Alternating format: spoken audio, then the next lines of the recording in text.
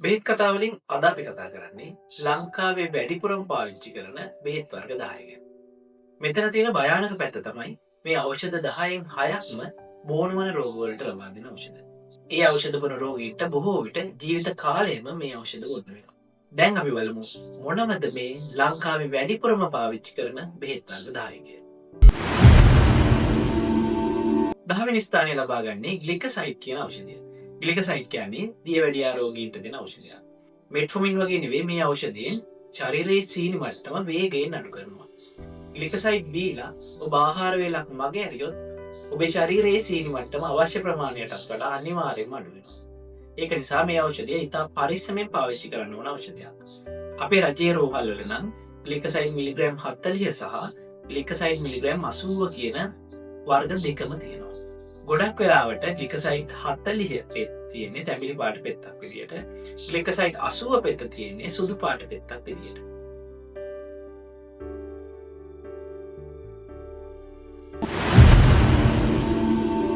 නවවෙනි ස්ථානය ලබා ගන්නේ සෙට්‍රිසින්.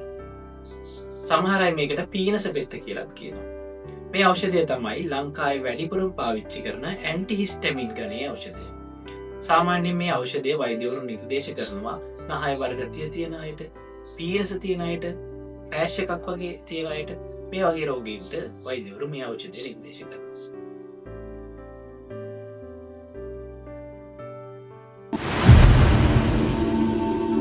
අටවෙනි ස්ථානය ලබා ගන්නේ ක්ලොපිඩෝග්‍රේල් කියන ඖෂධය. මේ ඖෂධයෙන් කරන්නේ අපේ ඇඟේ ලේ කැටි ගැසීම වළක්වන එක. හાર્ට් ඇටැක් එකක් හරි ස්ට්‍රෝක් එකක් හරි ආපු රෝගීන් ඉන්නවා නම් ඒ රෝගීන්ට මේ ඖෂධය නිර්දේශ කරනවා. අනිත් එක තමයි බයිපාස් වගේ සැත්කමක් කරපු රෝගීන්ට දිගු කාලයක් සැත්කමින් පස්සේ මේ ඖෂධය පාවිච්චි කරන්න වෙනවා. අනිත් එක තමයි ස්ටෙන්ට් එකක් දාපු රෝගීන්ටත් මේ ඖෂධය පාවිච්චි කරන්න වෙනවා. රජයේ රෝහල් වල නම් මේ ඖෂධය දුඹුරු පාට පෙත්තක් විදියට තමයි තියෙන්නේ. ක්ලොපිඩෝග්‍රේල් මිලිග්‍රෑම් 75 කියන්නේ මේ ඖෂධය.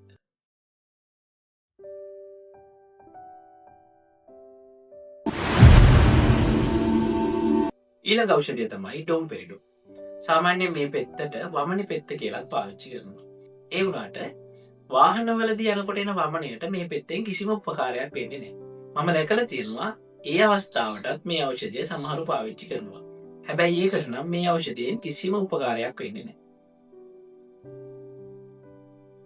මේ ඖෂධය සාමාන්‍යයෙන් වමනය, ඕක්කාරය, බඩපිපම වගේ අවස්ථාවලට තමයි වෛද්‍යවරු නිර්දේශ කරන්නේ. මේ ඖෂධයෙන් කරන්නේ ආමාශයේ චලන වැඩි කරලා ආමාශය වේගයෙන් හිස් කරන එක. ඩොම්පෙරිඩෝන් කියන මේ ඖෂධය දිගු කාලයක් පාවිච්චි කරන්න හොඳ නැති ඖෂධයක්. මොකද දිගු කාලයක් පාවිච්චි කරොත් මේ ඖෂධයෙන් එන්න තියෙන අතුරු ආබාධ ප්‍රමාණය වැඩි.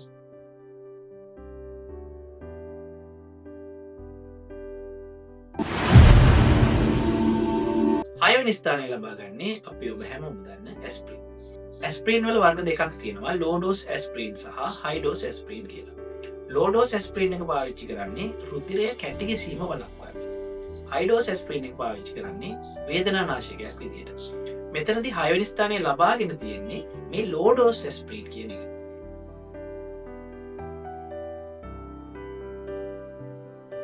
මම ක්ලොපිඩෝග්‍රේල් වලට කිව්වා වගේම හાર્ට් ඇටැක් එකක් හැදුණු රෝගියෙක්ට, ස්ට්‍රෝක් එකක් හැදුණු රෝගියෙක්ට වගේ අයට මේ ඖෂධය නිර්දේශ කරනවා. අනිත් එක තමයි බයිපාස් කරපු රෝගීන්ට, ස්ටෙන්ට් එකක් දාපු රෝගීන්ටත් මේ ඖෂධය පාවිච්චි කරනවා.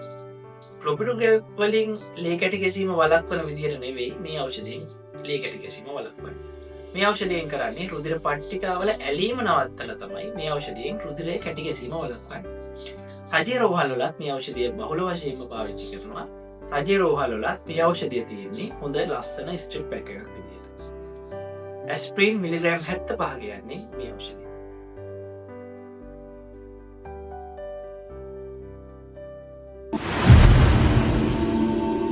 පස්වෙනි ස්ථානය ලබා ගන්නේ ගෑස්ටිකරා. ඒ කියන්නේ ඔමෙප්‍රසෝල්.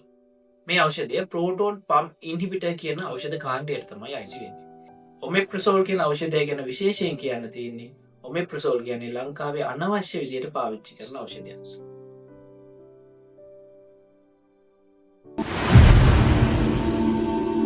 හතරවෙනි ස්ථානය ලබා ගන්නේ ලංකාවේ ඕන කඩයකින් ගන්න පුළුවන් පැරසිටමෝල්. 2010 අවුරුද්දේ කරපු රිසර්ච් එකක් මම බැලුවා. ඒ රිසර්ච් එකට අනුව ලංකාවේ 2010 දී වැඩිපුරම පාවිච්චි කරපු ඖෂධය වෙලා තිබුණේ පැරසිටමෝල්. 2024 වෙනකොට ඒක පළවෙනි ස්ථානයේ ඉඳලා හතරවෙනි ස්ථානය දක්වා පසු බැහැලා තියෙනවා. 1 2 3 ස්ථාන ටික ඔක්කොම අරගෙන තියෙන්නේ බෝනවන රෝග වලට දෙන ඖෂධ.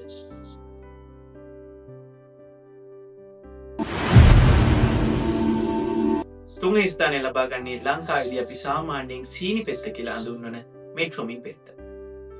මේ ඖෂධය තමයි දියවැඩියා රෝගියෙක්ට දියවැඩියාව හැදුනට පස්සේ මුලින්ම ලබා දෙන ඖෂධය. මේ ඖෂධය අතුරු ආබාධ ඉතාම අඩු ඖෂධයක් කියලා හඳුන්වන්න පුළුවන්. මෙට්ෆෝමින් ගැන දැනගන්න ඕන කෙනෙක් ඉන්නවා නම් මම වෙනමම වීඩියෝ එකක් කරලා තියෙනවා. ඒකේ link එකත් මම පහළ description එකේ දාලා තියෙනවා. දෙවනි ස්ථානය ලබා ගන්නේ ලංකාවේදී අපි ප්‍රෙෂර් පෙත්ත කියලා හඳුන්වන ලොසාඩන් පොටෑසියම් මිලිග්‍රෑම් 50 කියන පෙත්ත. මේ ඖෂධය තමයි ලංකාවේ අධිරුධිර පීඩනය සහිත රෝගීන් වැඩිපුරම පාවිච්චි කරන ඖෂධය. ලොසාඩන් කියන ඖෂධය ගැනත් මම වෙනමම වීඩියෝ එකක් කරලා තියෙනවා. ඒ වීඩියෝ එකේ link එකත් මම description එකේ දාලා තියෙනවා. පළවෙනි ස්ථානය ලබා ගන්නේ ඇටෝවැස්ටටින්. ඒ කියන්නේ කොලෙස්ටරෝල් පෙත්ත. මේ ඖෂධයෙන් කරන්නේ අපේ ඇඟේ තියෙන LDL කියන නරක කොලෙස්ටරෝල් අඩු කරලා HDL කියන හොඳ කොලෙස්ටරෝල් චුට්ටක් වැඩි කරන එක. ඒක තමයි ඇටෝවැස්ටටින් කියන ඖෂධයේ කාර්යභාරය. මම මේ වීඩියෝ එකේ ඔබට ලංකාවේ වැඩිපුරම පාවිච්චි කරන ඖෂධ 10 ගැන පොඩි හැඳින්වීමක් කරා. මට මේ වීඩියෝ එක කරන්න ප්‍රධාන අරමුණ වුණේ මම 2010 රිසර්ච් එකකුත් බැලුවා. 2010 කරපු රිසර්ච් එකට අනුව ලංකාවේ වැඩිපුරම පාවිච්චි කරපු ඖෂධ වලින් බෝනවන රෝගවලට අදාළ ඖෂධ තිබුණේ ඖෂධ වර්ග 3යි. 2024 වෙනකොට ඒක ඖෂධ 6ක් දක්වා වැඩි වෙලා තියෙනවා. ඊළඟට මම හිතුවා 2000 අවුරුද්දේ මොනවද වැඩිපුරම පාවිච්චි කරපු ඖෂධ කියලා. 2000 අවුරුද්දේ වැඩිපුරම පාවිච්චි කරපු ඖෂධ 10 මොකක්ද කියලා හරියටම රිසර්ච් එකක් හොයාගන්න මට බැරි වුණා. හැබැයි මම හොයාගත්ත දේවල් අනුව ඒ කාලේ වැඩිපුරම පාවිච්චි කරලා තියෙන්නේ වේදනානාශක, ප්‍රතිජීවක ඖෂධ සහ උන්නට සෙමට වගේ ගන්න සාමාන්‍ය ඖෂධ කිහිපයක් විතරයි. බෝනවන රෝග වලින් මෙට්ෆෝමින් කියන ඖෂධය විතරයි සාමාන්‍යයෙන් වැඩිපුර පාවිච්චි කරපු ඖෂධයක් වෙලා තිබුණේ. 2000 වසරේදී ඒ වගේ තත්ත්වයක් තිබිලා 2010 වසර වෙනකොට බෝනවන රෝග වලට අදාළ ඖෂධ 3ක් මුල් 10 අතරට එනවා. 2024 වෙනකොට බෝනවන රෝග වලට අදාළ ඖෂධ 6ක් මුල් 10 අතරට එනවා.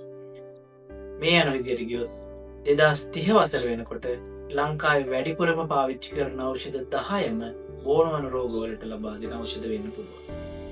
ඒක නිසා ඖෂධ වේදිකෙක් විදියට මගේ ඉල්ලීම තමයි පුළුවන් තරම් ඔබේ ආහාර රටාව පාලනය කරගෙන, ජීවන රටාව වෙනස් කරගෙන බෝනවන රෝගයක් හැදෙන්න තියෙන සම්භාවිතාවය අඩු කරගන්න.